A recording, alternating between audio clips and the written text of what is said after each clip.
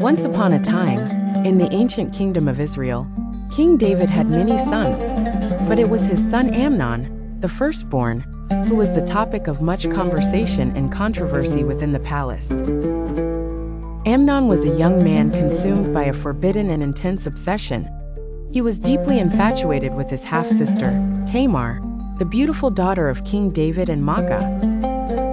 Tamar was known not only for her beauty, but for her virtue and grace, qualities that only intensified Amnon's longing. It was a desire he knew to be wrong, yet he could not resist. Amnon's feeling for Tamar developed from admiration into an unhealthy obsession that began to affect his well-being. He became withdrawn, burdened by an anxious craving that left him physically sick. Noticing Amnon's peculiar state, one of his clever but unscrupulous friends, Jonadab, devised a plan. "Pretend to be ill," Jonadab suggested, "and ask your father to send Tamar to care for you." Amnon, grasping at any solution to ease his torment, agreed to the deceit. He feigned illness, and when King David came to see him, he requested Tamar's presence, under the pretense that her cooking would aid his recovery. Trusting and compassionate, Tamar prepared to fulfill her brother's wish. As Tamar entered Amnon's quarters, unaware of his intentions, she set about her task with sincere devotion. Once alone with her, Amnon's true motive was unveiled.